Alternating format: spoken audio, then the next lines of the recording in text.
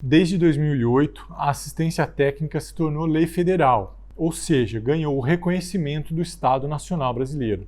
A legislação brasileira acerca da política urbana é avançada e bastante detalhada em termos de princípios e instrumentos necessários ao cumprimento tanto do direito à moradia e à cidade, quanto ao desenvolvimento urbano sustentável e ainda ao bem-estar da população.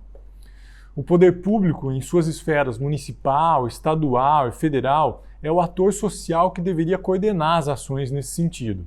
No entanto, as grandes cidades brasileiras nos mostram que ainda não conseguimos reverter esse quadro histórico de reprodução dos abismos sociais, da segregação e dos estigmas com a população de baixa renda, eminentemente negra. Hoje a gente vai conversar um pouco mais sobre como a ATES, a Assistência Técnica à Habitação de Interesse Social, ela pode ser operacionalizada no poder público.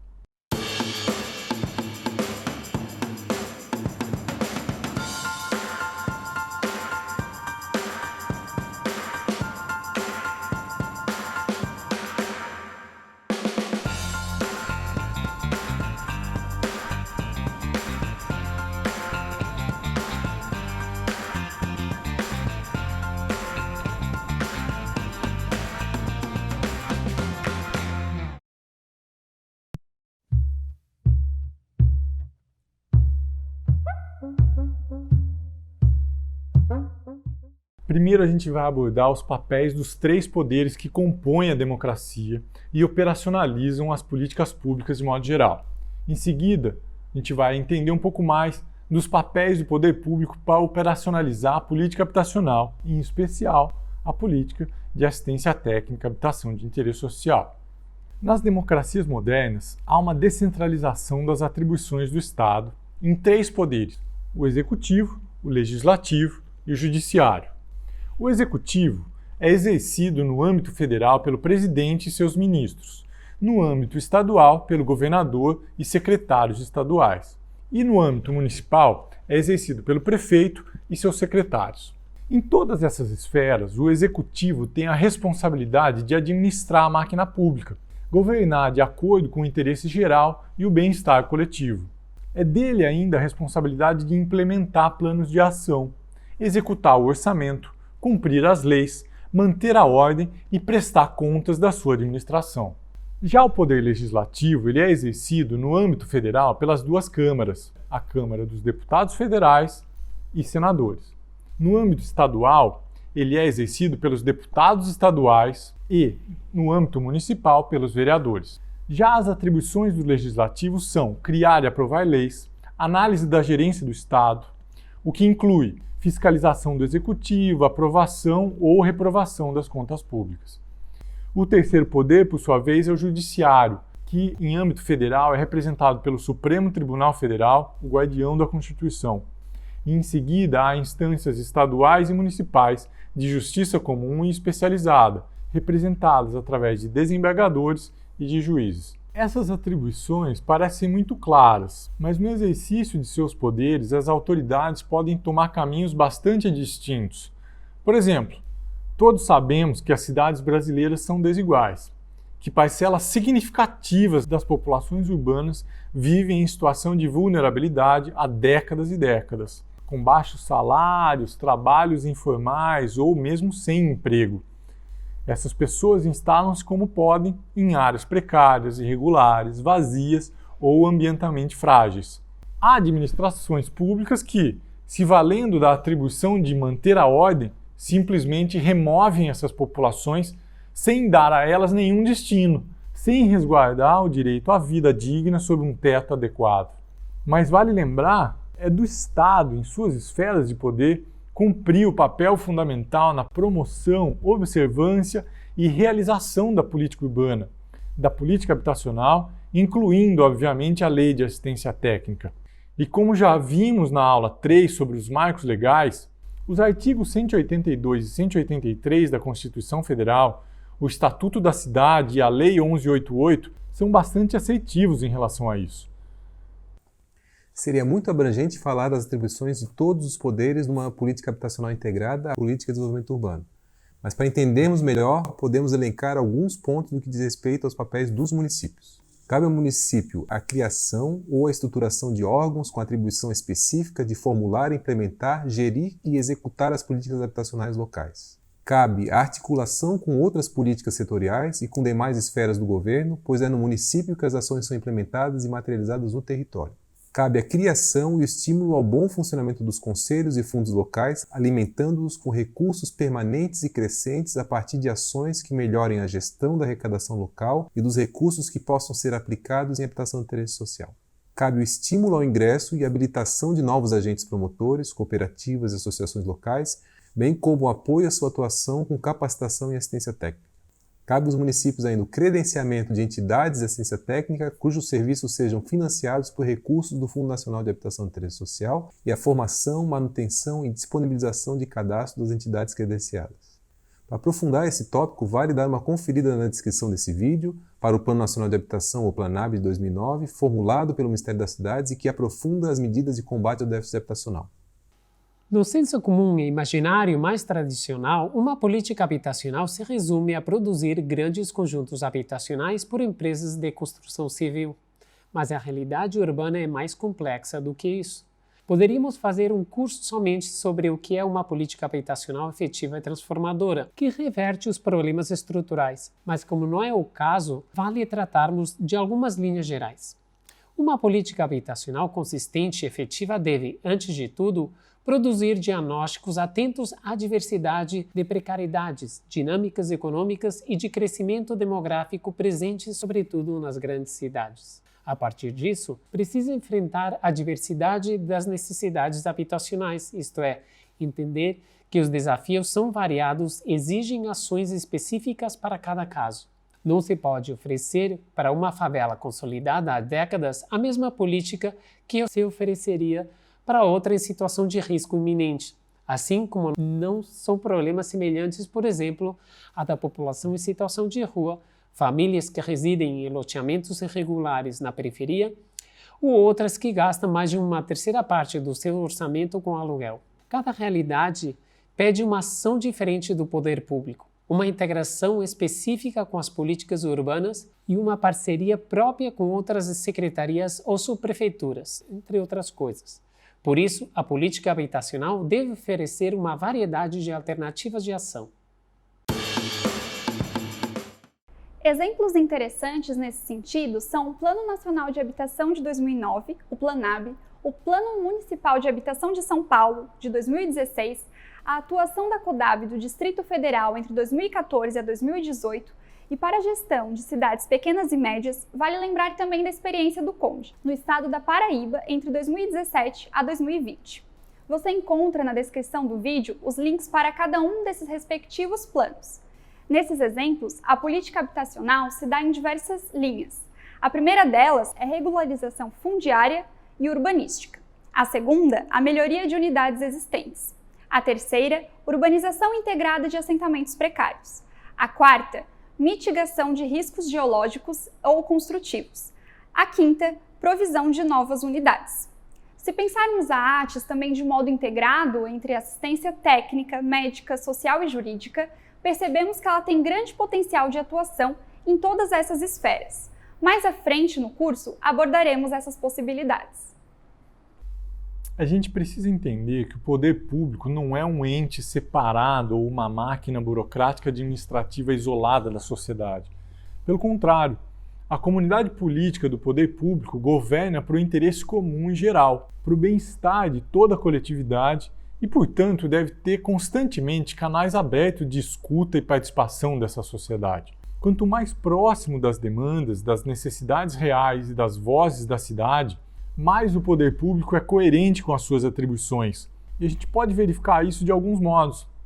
O poder público deve, por exemplo, garantir o bom funcionamento dos canais institucionais de participação social, como o Conselho Municipal de Habitação, uma Conferência Municipal de Habitação, além da articulação com conselhos gestores de outros instrumentos urbanísticos. Esse bom funcionamento é mais bem garantido através da promoção e da popularização desses instrumentos. O poder público deve saber também que desde a redemocratização do país nos anos 80, o artigo 5º da Constituição, que versa sobre as garantias fundamentais dos indivíduos, prevê o direito de manifestação pública, expressão do pensamento e de associação política. Isso significa respeitar a legitimidade de movimentos populares por moradia, movimentos por mobilidade, movimentos por saneamento e por saúde, ou seja, por direito a cidades justas.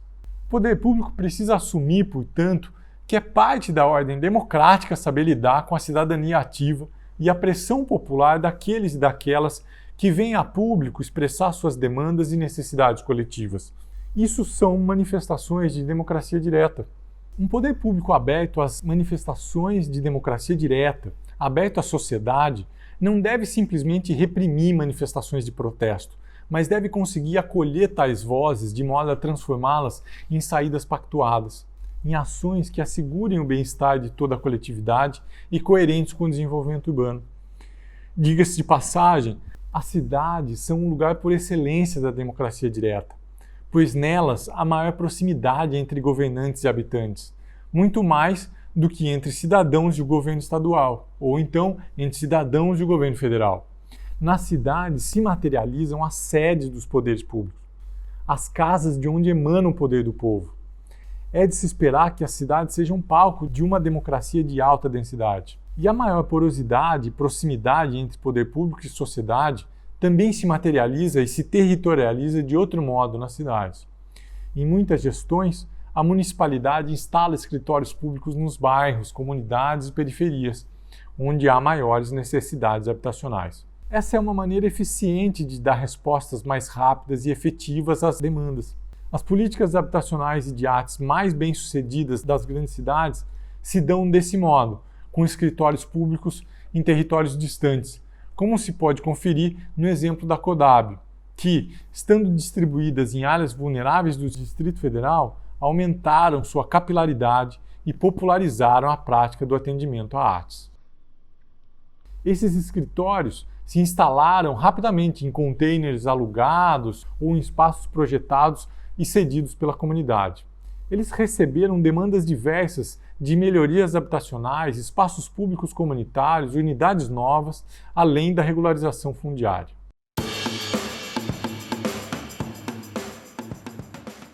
Eu venho de escritório de arquitetura, eu venho da área privada. O que eu pensei, sinceramente, logo que eu entrei, eu não ficaria mais de 3 meses na CODAB. Por incrível que pareça, a gente ficou a gestão toda e foi a gestão que o maior tempo ficou na CODAB durante a história dela toda. Certo, a gente fica achando que o problema é dos outros, o problema é nosso. Nós é que temos que dar o caminho, senão a coisa não vai acontecer.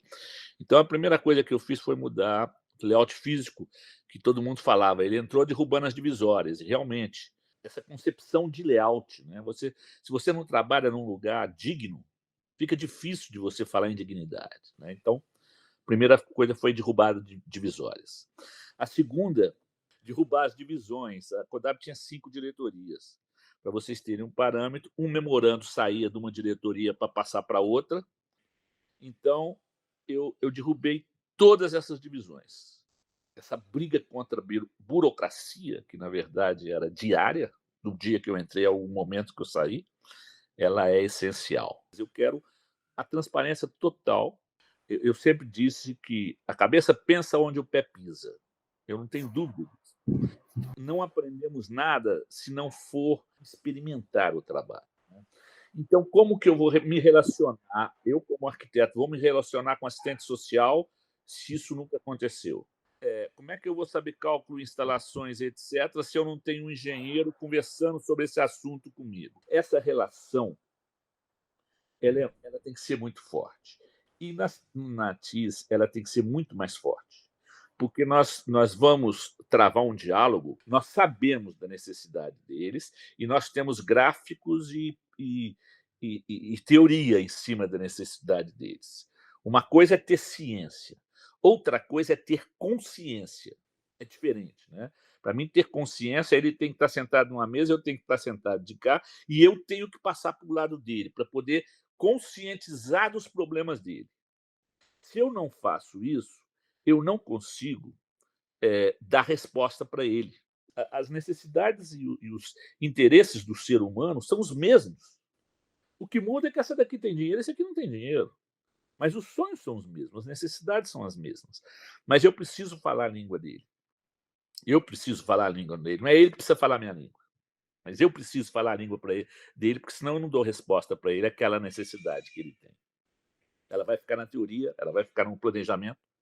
E o planejamento não aparece nada dos problemas. Não consegue. Você não consegue no papel detectar os problemas que a assistência técnica nos coloca. Mas me parece que é um aprendizado que nós temos que fazer no Brasil ainda.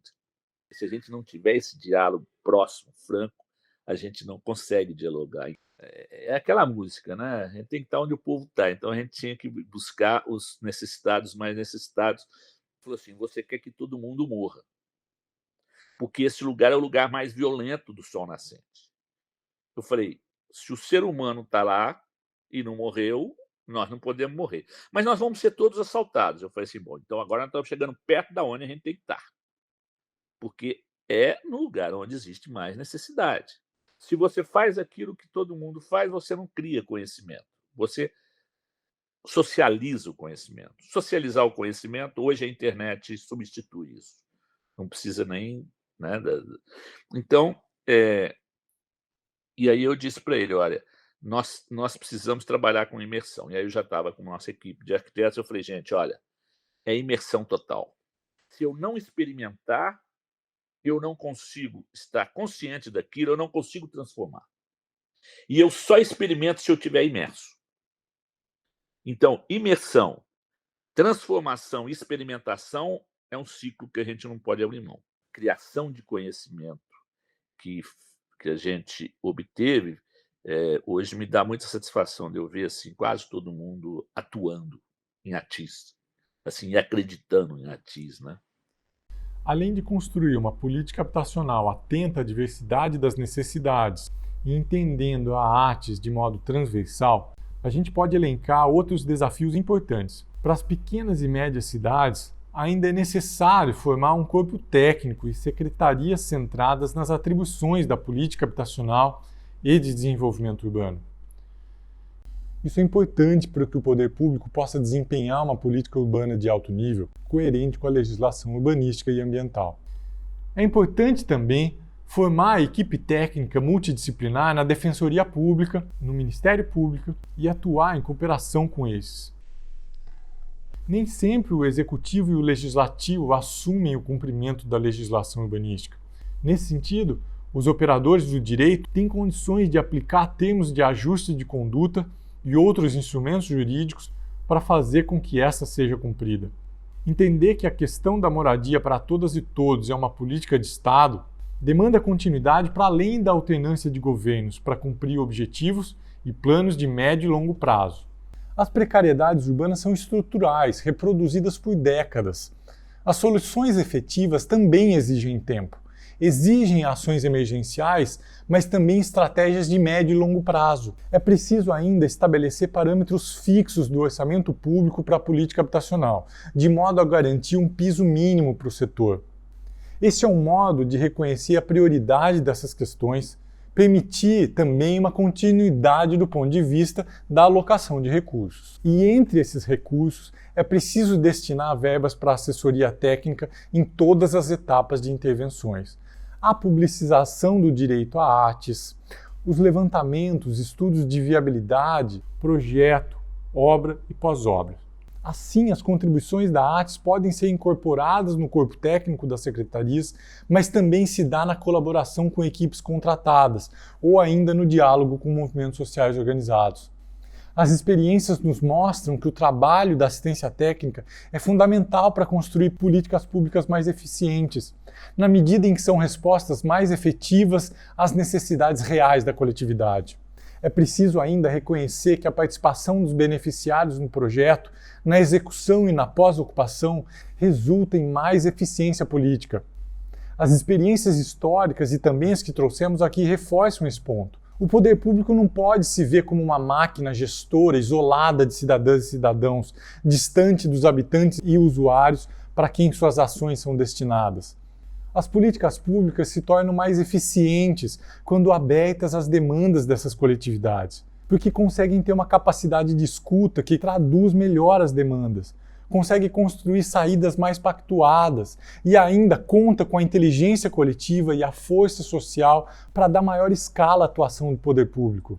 É assim ainda que se constrói experiências de pertencimento e um tecido social e um avanço na qualidade dos projetos arquitetônicos e urbanísticos. O poder público precisa reconhecer a legitimidade e capacidade técnica de movimentos e organizações populares na formulação e autogestão das obras.